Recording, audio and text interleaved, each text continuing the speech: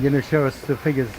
Yeah. So this is the SolarEdge, the inverter manufacturer's webpage. So this is my system live at the moment.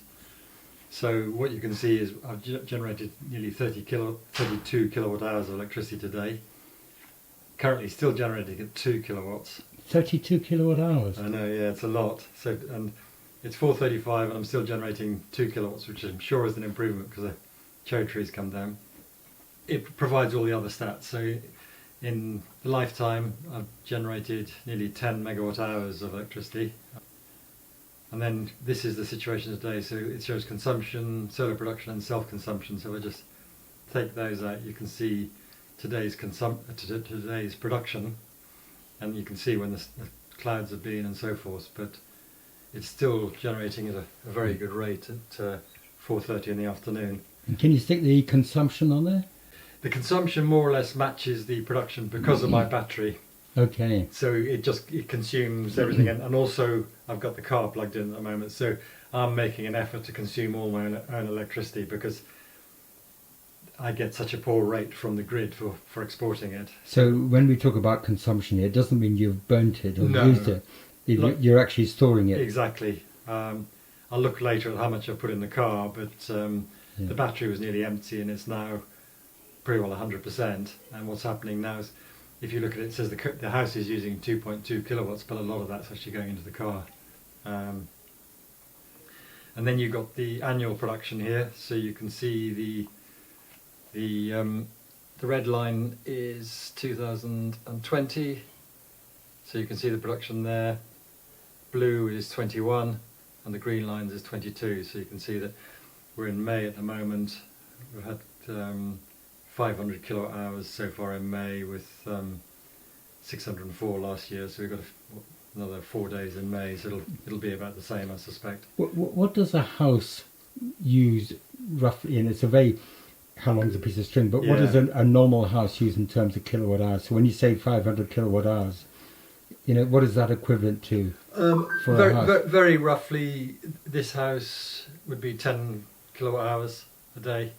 10 kilowatt hours a day, so 30 days, you're talking about 300 That's right. kilowatt hours. And do you produce how many? 600 is typical around these months. I'm producing twice as much as I need for the day. Now that covers, for this house, water heating, oven. Well, at this time of year it pretty well covers everything. In the winter it doesn't cover the space heating for the house. At the moment I'm on a gas boiler, so that's the next project really. Fantastic. And then the other thing this does is it gives you a view of the panels, so a layout view. So that's today's power output from the different panels. So this is the southeast side over the garage, and you can see the panels on the corner here are the best ones. The one in the top here is a bit shaded, so you lose a bit of power because it's shaded a bit more than the others. These are one on the southwest side. So the most you got is what, 2.26? Yeah, 2.26. So these are all quite similar. But it'd be interesting to see how these perform now the trees come down, because if I click on there now, give info, it'll tell me how much power. So that's generating 300 watts now. I'm pretty sure it's never done that before. That one also 300 watts. Yeah, there's nothing in the way now, is there? No, there's nothing in the way in this one. Where's the power? 76. It's interesting, you see it really has swung around to the southwest side now. These 6 panels are the ones that are sustaining the power. So this one will be the first one, will always be the highest probably, because as the sun comes round, it catches that first. That's right, because south is across this corner. So these are the ones that are least shadowed and closest to the south really. But again, it shows you the total power today. I can change it to a monthly output, so it'll show me it'll update in a sec the figures. So those are the figures for the month, 500 kilowatt hours produced in the month, and you can see which panels are produced what. So do they give you the software for this? Is it on your computer, or where is this? It's a web page. But yeah, and there is an app that you can download as well, which I have got. I don't use it very much. So when you say it's a web page, it's solar. Solar Edge. So you log into Solar Edge and you log in Okay. to the monitoring capability in Solar Edge. So Solar Edge will have this as well then. That's right. And my installers, if I go back to the dashboard, you can see Green Park Power are the installers, and so they also have access to this. If I have a problem, they can log in and have a look and do some diagnostics on the panels.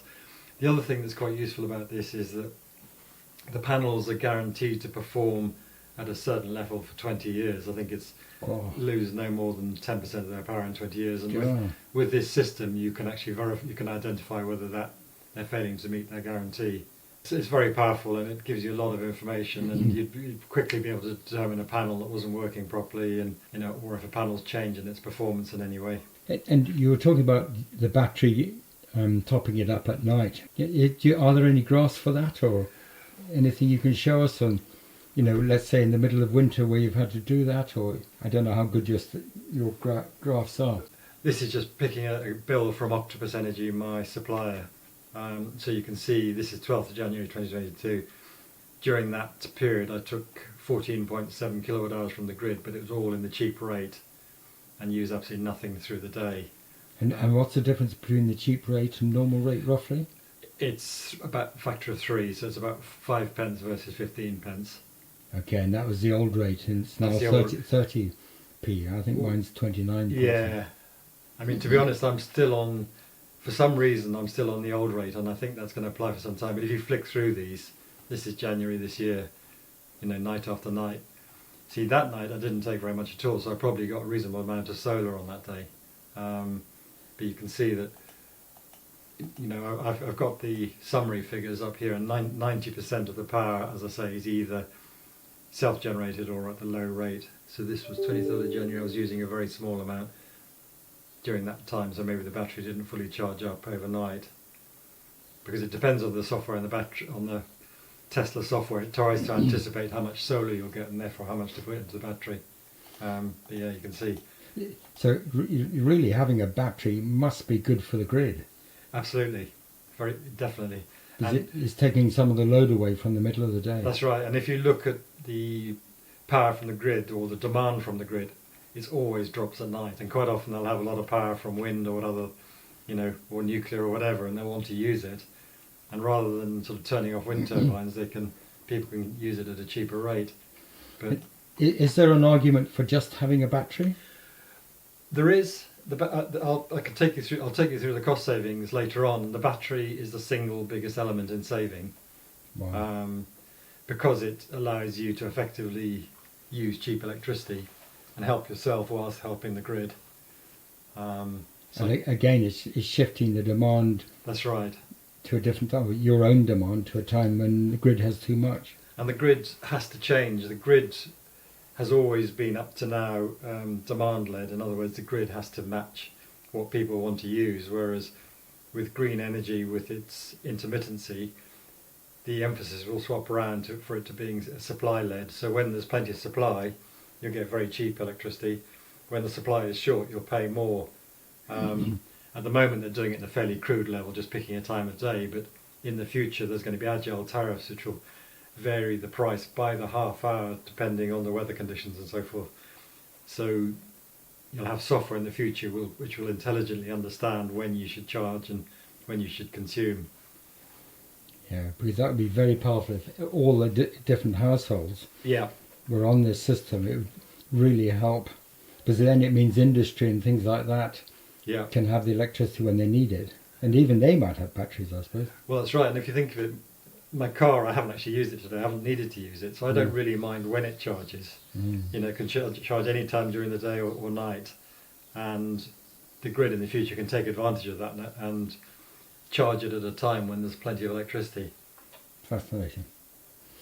Okay, this is the Tesla Home Energy Gateway app. So what you can see here is a pictorial view of the house showing the panels are producing approximately 2 kilowatts, and the battery is 96% full at the moment. So I'm currently consuming the full 1.9 kilowatts, and that's partly because I've got the car plugged in. That's taking quite a lot of that charge. From this app I can look at the performance of the solar during the day. So that shows me the profile, generated 31 kilowatt hours, and I can look at things like the battery, so you can see how much charge has gone into the battery, which is the below the line. So the battery this morning was, I think it was pretty well empty.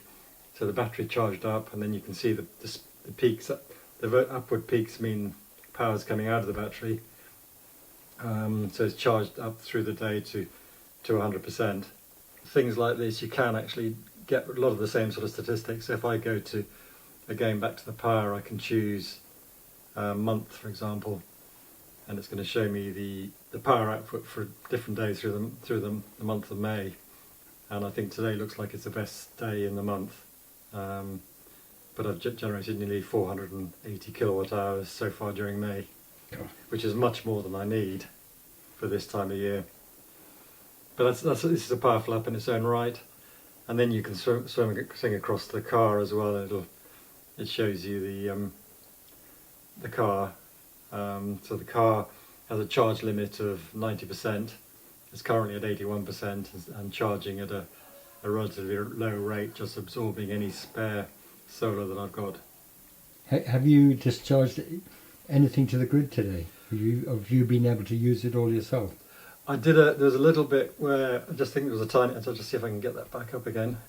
So as I said, the battery was empty this morning, so I used a tiny amount from the grid, and then I gave it back about the similar amount. But the rest of the time I managed to use everything. But I expect the car will be full soon, and then I'll just have to give it to the grid. Fantastic, absolutely fascinating. I monitor all the information from the various apps you've seen to look at the performance of the panels, and I'm graphing it at the moment. So the house is the red line, if you can see it, this all the squares.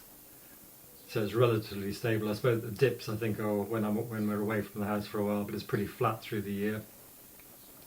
This line, the blue line, is the solar output. So you can see that obviously I get much more power in the spring and the summer than I do in the winter. So in December and January it dips down. But even then there's still a useful contribution to the requirements of the house. And then the other line, the green line, includes the car. So that my total use for house and car together is this green line up here. So broadly what happens is I produce enough power from the solar to meet the house demands, but at the moment it won't also meet the demands of the car. In the summer it will, but in the winter it won't, and overall it's a bit short of that, but it's still an impressive contribution. Did you construct this, or was this supplied to you? Or? I constructed this spreadsheet. I mean, all the information comes from the apps I've shown you, from the SolarEdge app and from the Tesla Powerwall app. Fascinating. I mean, the other thing I could take you through is the annual savings. Yeah, absolutely. Nearly 2 years experience, I've looked at it over an annual basis, and I can go through the results of that. So my system basically has 4 elements. First of all, it's the Octopus Go smart tariff, which provides cheap electricity between 12:30 and 4:30 in the morning, and it's at about 1/3 the normal rate. I'm still on 5p a unit at that time, and 15 pence for the rest of the time, but that's going to go up to more like 7.5p at the cheap rate and 25 or 30 pence for the higher rate. The second element is the Tesla Powerwall battery, which is a 13.5 kilowatt hour battery. Solar panels with a peak out 6.3 kilowatts, and I've got the Tesla electric car. So I've used what the figures that would now apply to the new higher rate, which this is probably slightly lower than it will be. I think the daytime rate might be more like 30 pence. So the house includes all the water heating, but not the space heating, as I mentioned.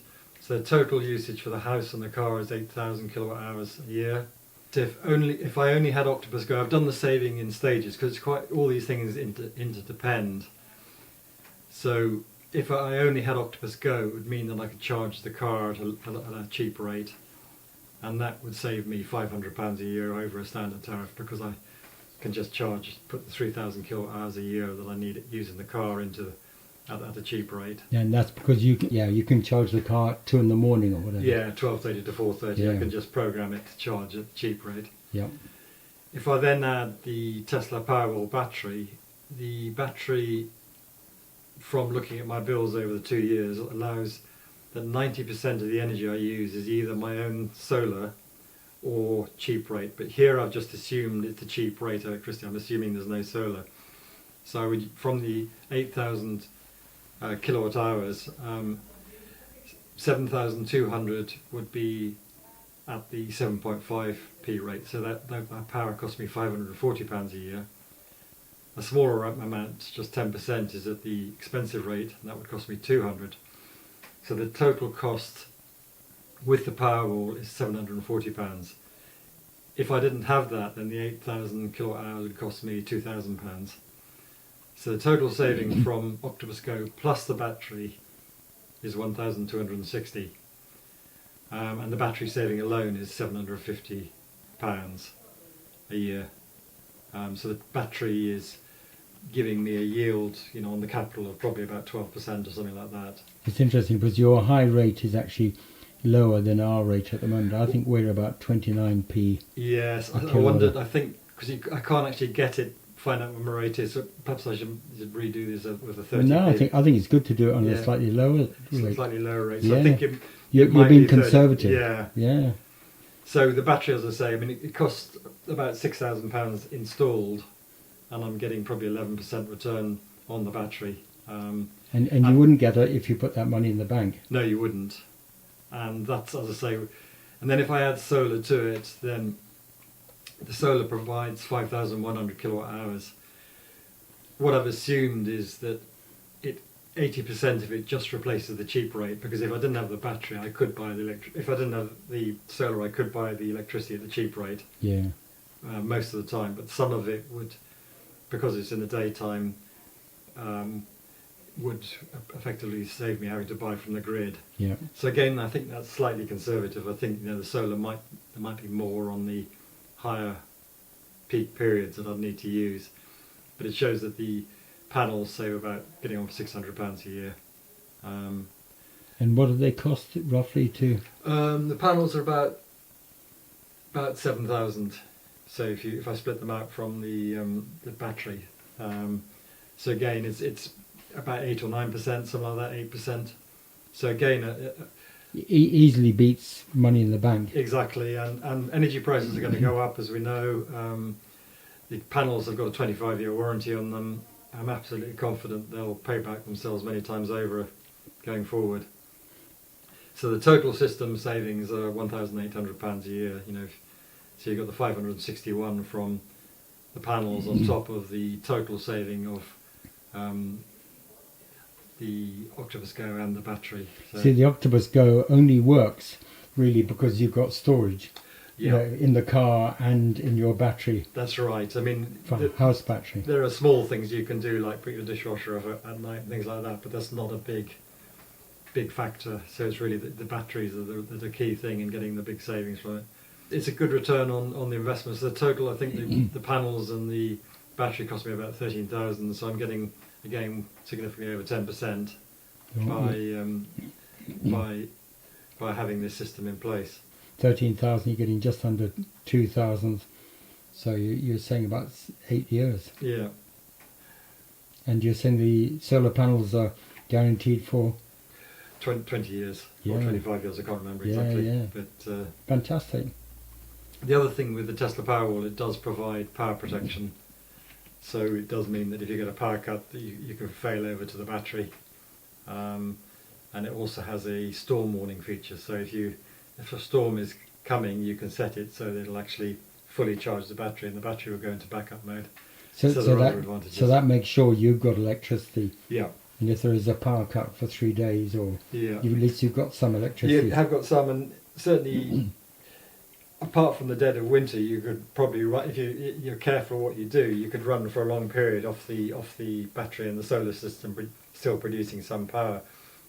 The other thing with normal solar systems without a battery, if the grid fails, the solar stops, because it's tied to the grid so closely. Whereas with this system, if the grid fails, your solar panels will still work and still charge your battery system. Say that again. So, if you've got a solar battery, If you don't have a battery mm, and you get a grid failure, yeah. your solar will switch off Oh, because it can't go anywhere. can't go anywhere. That's right. So it switches off. But with the battery, it's an instant failover. So you don't even know it's happened. It'll just send you a message saying it's failed over. So what you're saying, if you've got solar, there's a grid failure, you can't even use your own solar.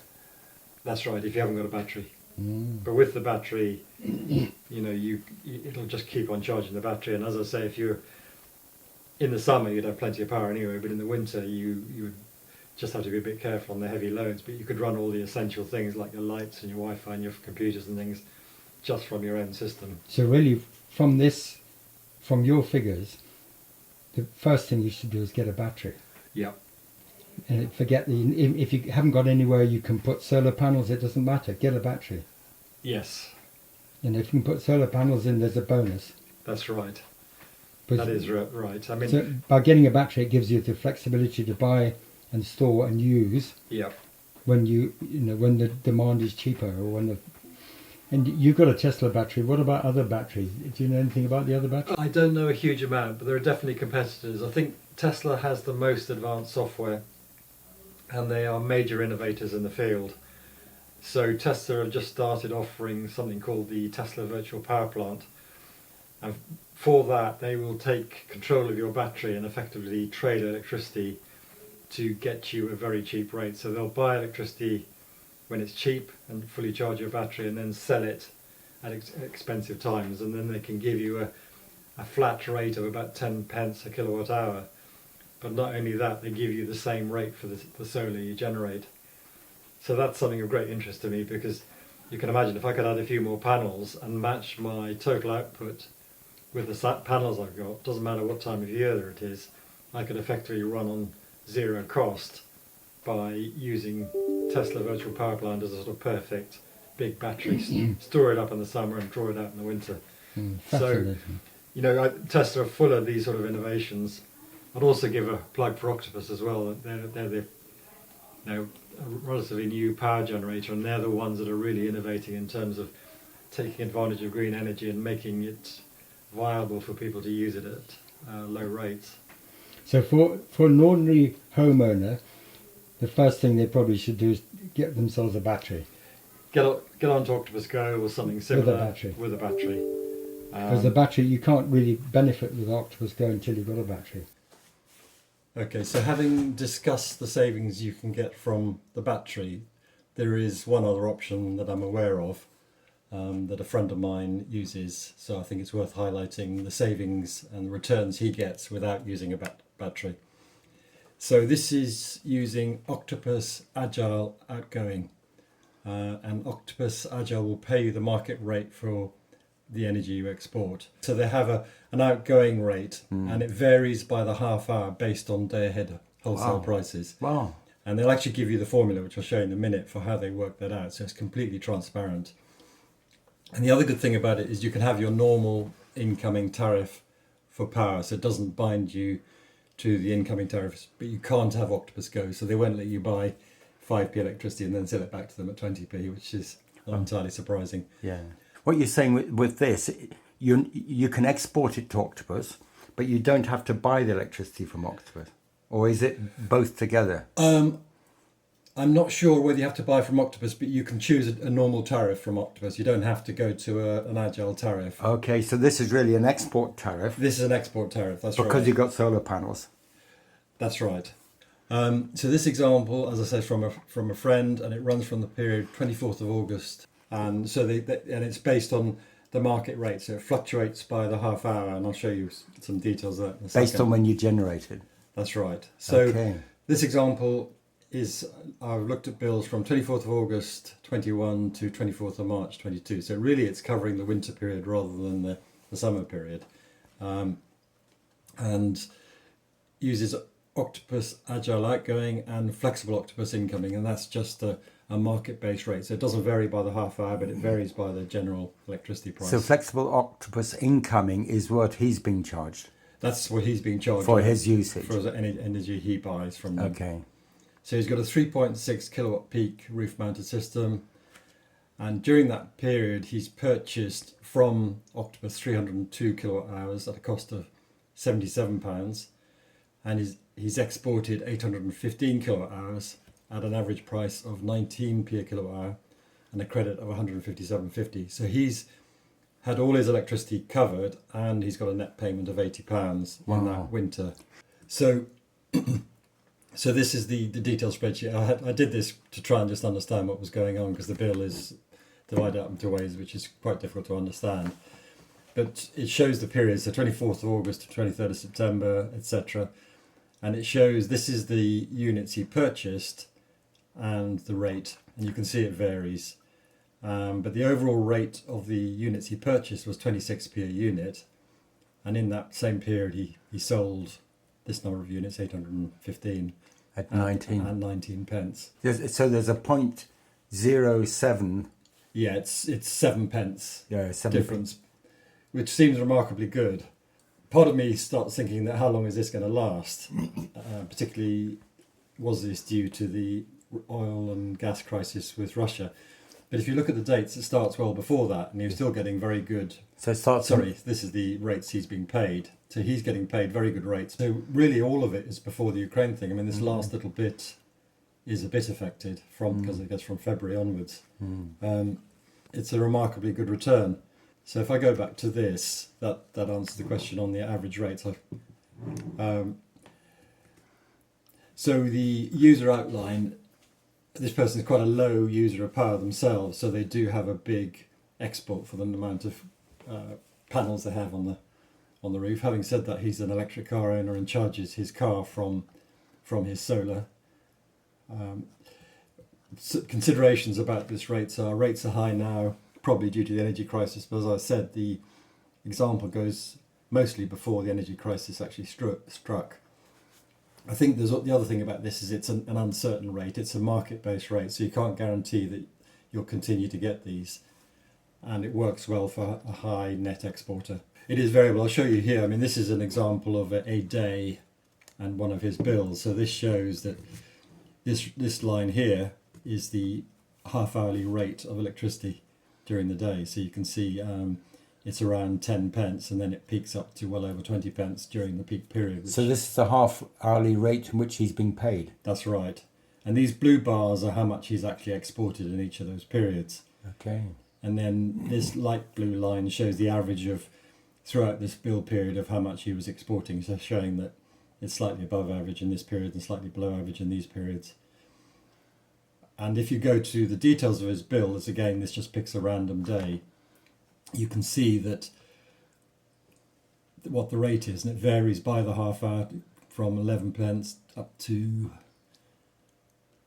12.98. 12.9, 21p here, Wow. at 5:30 in the Wow, in the evening. 19.20 at the bottom, Yeah. 21p11, 21.19.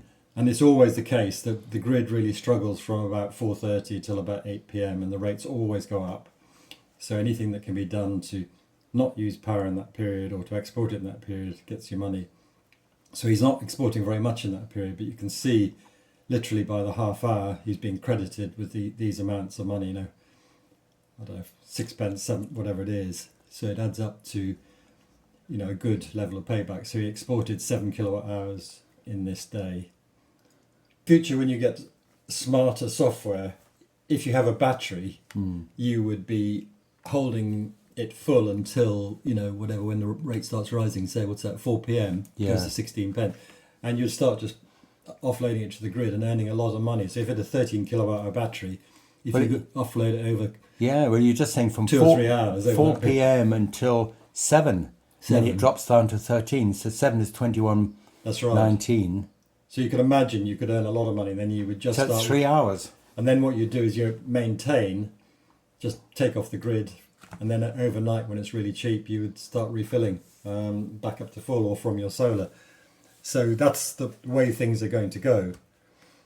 And the other thing, Octopus do publish the formula, I don't intend to go into it, but it explains how they take the day ahead grid price and add margins and so forth to it. But if you're interested, you can go and have a look at it. But the thing is, it's completely transparent, so you can go and check how they work out that figure. That's brilliant. But it is another option if you don't want a battery and you've got solar panels. I think the battery still makes sense, you know, particularly if you don't want to put solar panels up. But this is a way to get good payback from your export. And I have recommended it to another friend, and he was so grateful I recommended it to him, because he was getting pennies for his power, and now he's getting good amounts of power, good amounts of money for his power. Fantastic. Thank you. But yeah, Fascinating. yes, I mean, I'm really pleased with the savings. The whole pace of development of panels is so fast now. My panels are 360 watt. I see now if I'd got more, they'd be 400 watt. And that's just in a couple of years. Makes complete sense to have a system like this, in my opinion. And does this exceed your expectations, or equal? Definitely exceeds my expectations. As I said, I did it partly for saving, but also because I just felt it was the right thing to do, both from an ecological point of view, but also from getting ahead of the curve as to where things were going. Any advice you'd give to somebody, you know, doing what you're doing?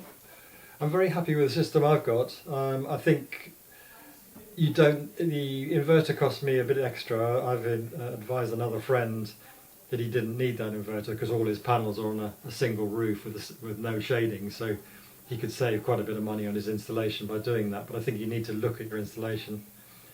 I suppose the other thing is to be creative about where you put the panels. My roof didn't provide a good place for them, but we've found a way of getting a lot of panels on the house anyway, and I'm still thinking of other ways of doing that which could increase the power. So I think if you're willing to be innovative, you can get the panels on your house and you can get a lot of benefit from them. I think it has actually enhanced your house by having those panels. Yeah, it's very satisfying as well. I mean, particularly if you can care about the environment, very satisfying to see you generating this completely clean power, and at this time of year, you know, it's enough to power the car for general motoring. If I do a huge journey, then obviously I need to supplement it with a grid or a supercharger, but 90% of the time at this time of year I can just do it all myself off my own panels. Fantastic. Brilliant. Thank you. Okay. Thank you very much. See, what I've done here is mock up what I'm now thinking about doing, which is adding panels as awnings above the south-east facing windows.